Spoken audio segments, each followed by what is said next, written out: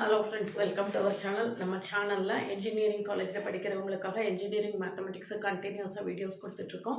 இப்போ engineering mathematics 2ல் Laplace ட்ரான்ஸ்ஃபார்ம்ஸில் நம்ம தொடர்ந்து வீடியோஸ் கொடுத்துட்ருக்கோம். ஆல்ரெடி நிறையா கொடுத்துருக்கேன். பழைய வீடியோஸ்லாம் பார்க்கலன்னா கமெண்ட்லேயும் டிஸ்கிரிப்ஷன் லிங்க் இருக்குது, போய் பாருங்கள். இன்றைக்கி லாப்லஸ் ட்ரான்ஸ்ஃபார்ம் ஃபார்முலாவை யூஸ் பண்ணி டேரெக்டாக எப்படி கண்டுபிடிக்கிறது அப்படிங்கிறது விஷயமா சொல்ல போகிறேன். அதுக்கு முன்னால் சேனலுக்கு நியூவாக இருந்தீங்கன்னா சப்ஸ்கிரைப் பண்ணிவிட்டு ஃப்ரெண்ட்ஸ்க்கு ஷேர் பண்ணுங்கள். அப்படின்னா தான் நம்மளுக்கு நல்ல சப்போர்ட்டாக இருக்கும். இன்னும் நிறைய வீடியோஸ் நம்மளால் கொடுக்க முடியும்.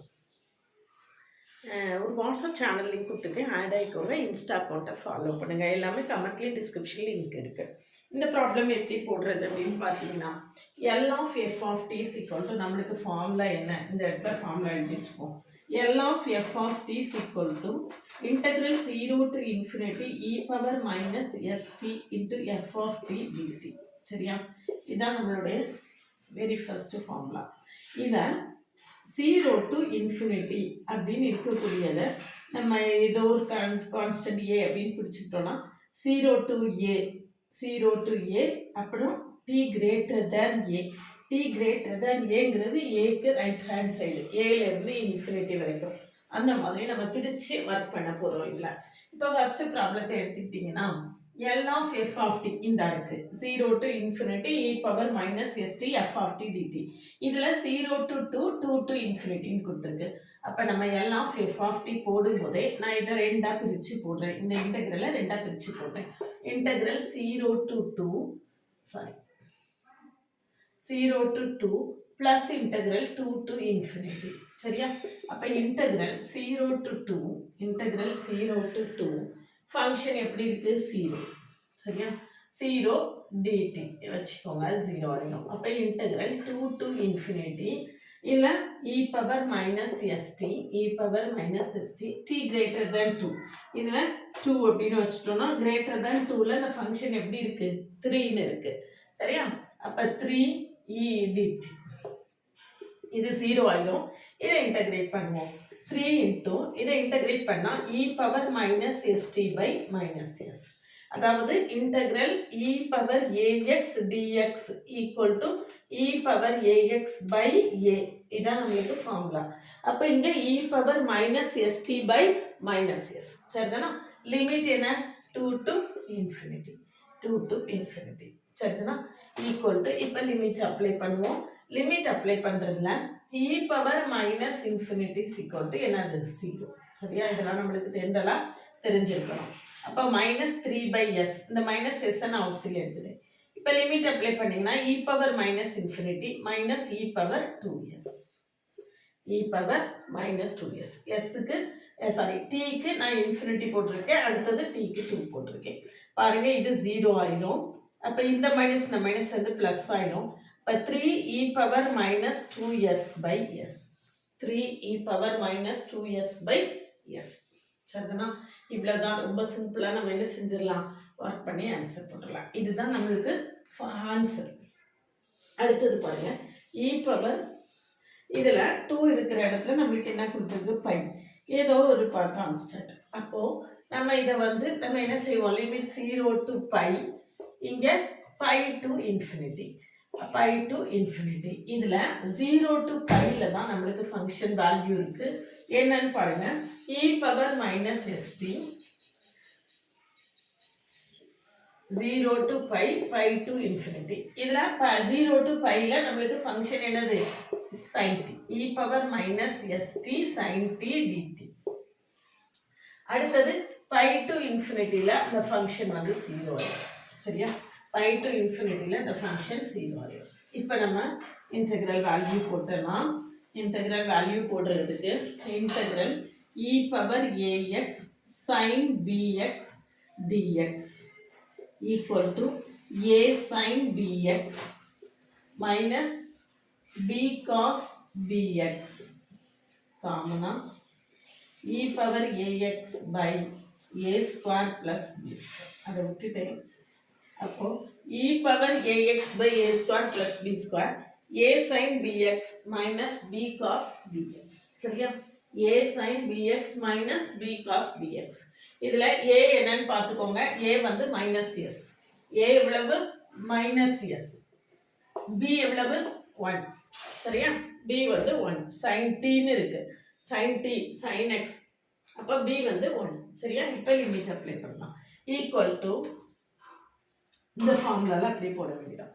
e power minus ax by minus sx, e power minus sx by s square plus 1 into in the formula a sin bx, a வந்து minus s, அப்போ minus s sin bt minus b cos bx, b வந்து 1, அப்போ cos t, b வந்து 1 இல்லையா, cos limit என்னன்னு பார்த்துக்கோங்க 0 to pi, 0 to pi. பழைய வீடியோஸ்லாம் பார்க்கலன்னா கட்டாயமாக பார்த்துட்டு இதை பார்த்தீங்கன்னா தான் புரியும். நேற்று கிளாஸ்ல நான் இதே சொன்னேன். Sine pi 0 sine 0 0, sine pi 0 sine 0வும் என்னது 0. அப்போ இது இந்த டேர்ம் ஃபுல்லாகவே நம்மளுக்கு என்ன ஆயிடும் 0 ஆயிடும். அப்போ இதுக்கு மட்டும்தான் நம்ம என்ன செய்ய போகிறோம், வேல்யூ போட போகிறோம். எப்படி போட போகிறோம்னு பாருங்க. நான் இதுக்கு போடவே போகிறது இல்லை, 0 தானே, இதை விட்டுற போகிறேன், அடுத்தது மட்டும் போட போகிறேன். அப்போ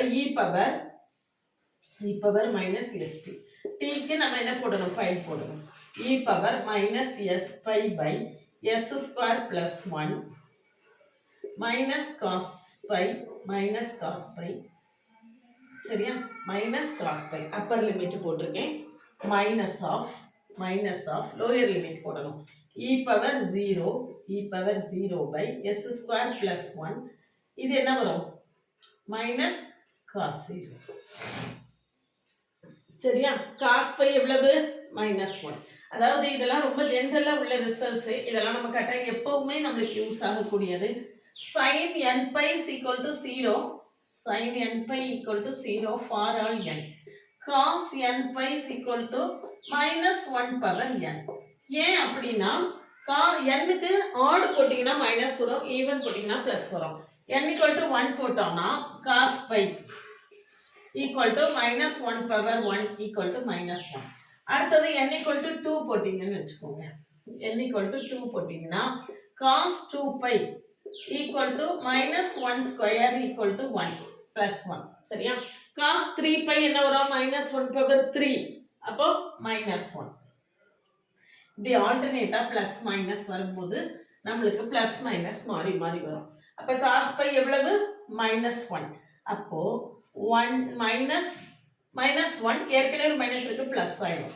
அப்போ e power minus s pi by s square plus 1, இங்க cos 0 1, இங்க ஒரு மைனஸ் இங்க ஒரு மைனஸ் இருக்கு, பிளஸ் ஆயிடும்.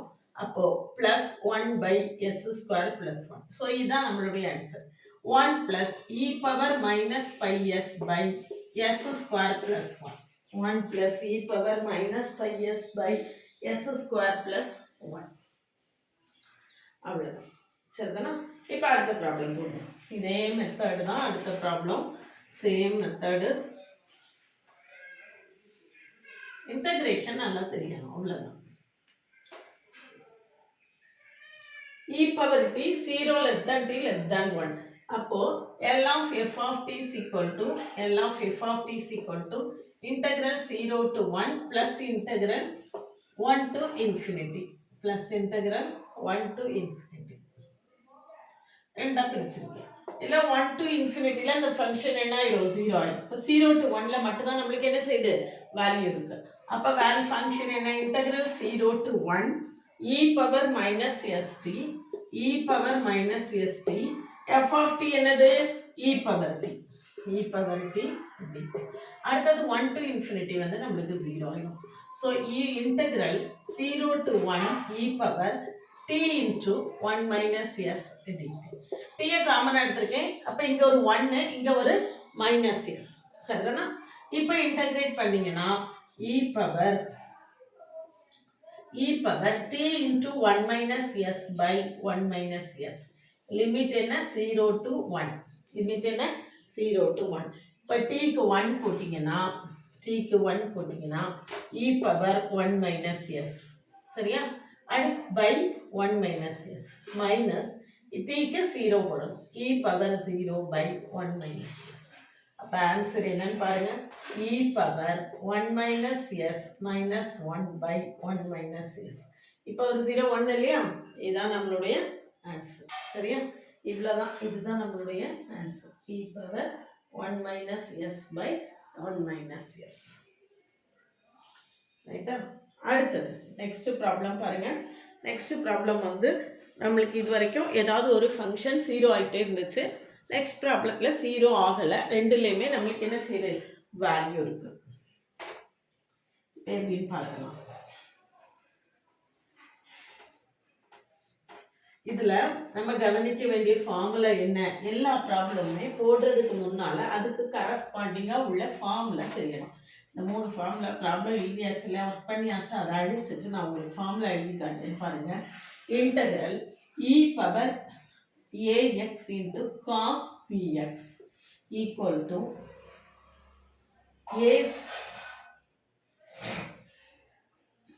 a cos b, a sin bx minus b cos bx இல்லையா? இங்கே வந்து a cos bx e power ax into cos bx dx equal to e power ax by a square plus b square into formula எழுதுவோம் நீளமா, into a cos bx plus b sin bx. சரியா? அடுத்தது integral e power ax into sin bx dx equal to அதே மாதிரி e power ax by a square plus b square a sin bx minus b cos bx, a sin bx minus b cos என்னது bx. சரியா? இப்போ L of f of t is equal to integral 0 to pi e power minus st into இது என்னது cos t dt plus integral pi to infinity e power minus st into sin t dt. சரியா? ரெண்டையும் ஒரே நேரமாக நான் என்ன செய்ய போகிறேன், இன்டெகிரேட் பண்ண போகிறேன். ஃபார்முலா தானே போட போகிறோம். அப்போ ஆன்சர் என்ன வரும்னு பாருங்கள். ஆன்சர் என்ன வரும்னு பாருங்கள். L of f of t is equal to e power minus st by s square plus 1. a வந்து minus s, ரெண்டுலையுமே a equal to minus s, b is equal to என்னது 1. அப்போ a into e power minus st s square plus 1 by a cos px. a எவ்வளவு minus s cos t plus sin t. Limit என்னது 0 to infinity. Limit மொத்தமா 0 to எவ்வளவு plus அடுத்த integral e power minus st by s square plus 1. இங்க என்ன formula a sin bx. a எவ்வளவு minus s. அப்ப minus s sin t minus b cos bx minus b cos bx. b cos limit என்னது 0 to infinity. Very sorry. இங்க limit வந்து 0 to pi, இங்க limit வந்து pi to infinity. ரெண்டுத்துக்கும் difference இருக்கு. சரியா? இப்போ நம்மளுக்கு எல்லாமே கையில் இருக்கு. இதுதான் ஃபைனல் ஆன்சர். மற்ற எல்லாத்தையும் நம்ம அழிச்சிட்டு நம்ம லிமிட்டை மட்டும் சப்ஸ்டியூட் பண்ணனா என்ன செய்யும், கன்ஃபியூஸ் ஆகாமல் இருக்கும். இந்த ஃபார்முலாலாம் எழுதி வச்சுக்கலன்னா கட்டாயமாக எழுதி எடுத்துக்கோங்க. எல்லா இடத்துலையும் திரும்ப திரும்ப யூஸ் ஆகிட்டே இருக்கும். சரியா? ஈக்குவல் டு லிமிட் அப்ளை பண்ணுவோம். L of f of t is equal to upper limit போடுங்க. e power minus pi s by s square plus 1 bracketல s நான் ஏற்கனவே சொன்ன மாதிரி sin pi sin 0 ரெண்டுமே 0. அப்ப இதெல்லாம் 0 ஆயிடும். மிச்சம் என்ன இருக்குன்னு பாருங்க. minus s cos pi minus s cos 0. minus of minus plus ஆயிடும். லோயர் லிமிட் போடும்போது மைனஸ் வரும் இல்லையா? அப்போ அந்த மைனஸ் இந்த மைனஸ் வந்து ப்ளஸ் ஆயிடும். நான் இதுக்கு லிமிட்டே போடலை, விட்டாச்சு. அதே மாதிரி இங்கேயும் லிமிட் போடுங்க. Upper limit e power minus infinity is equal to 0. அப்போ e பவர் மைனஸ் இன்ஃபினிட்டி அப்படின்னு வந்ததுக்கு பிறகு நம்ம ஃபர்தராக லிமிட்டை அப்ளை பண்ணியே பார்க்க வேண்டாம், அவ்வளவுமே 0 ஆயிடும். அப்போது அப்பர் லிமிட் வந்து என்னது 0, மைனஸ் ஆஃப் லோயர் லிமிட் மட்டும் இப்போ போடும்.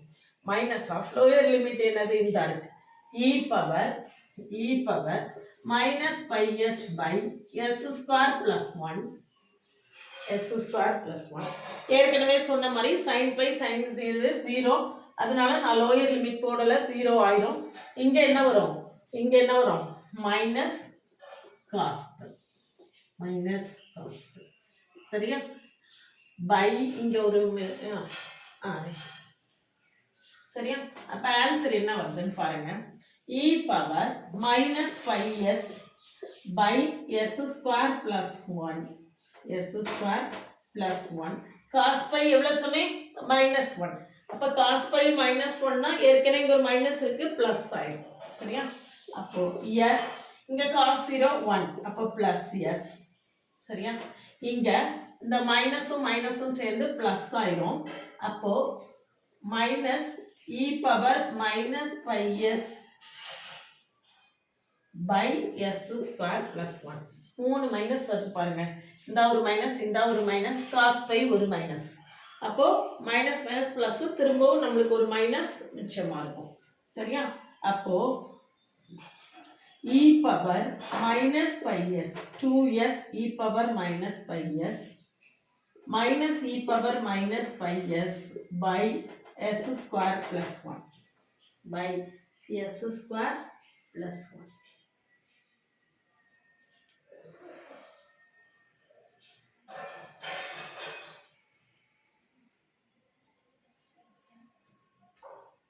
இதுல இந்த லிமிட் அப்ளை பண்ணதுல ஒரு சின்ன மிஸ்டேக் பாருங்க இதுல பாத்தீங்கன்னா இந்த ஒரு இடத்துல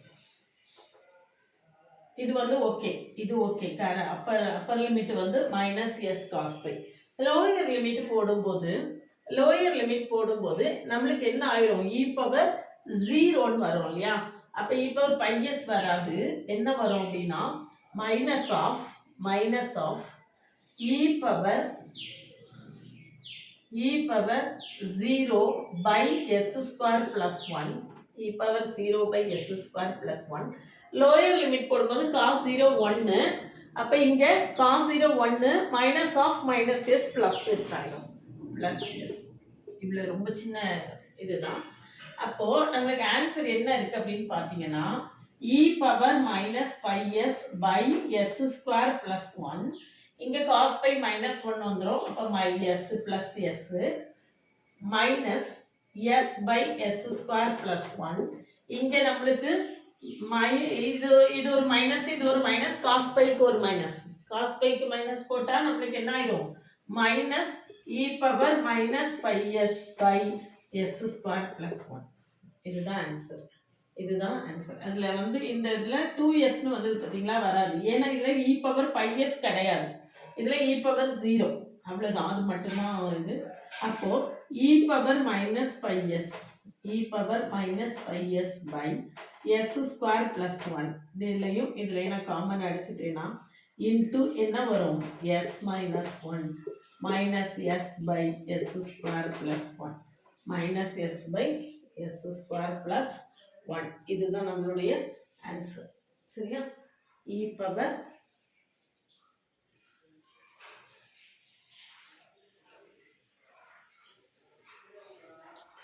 அவ்வளவுதான்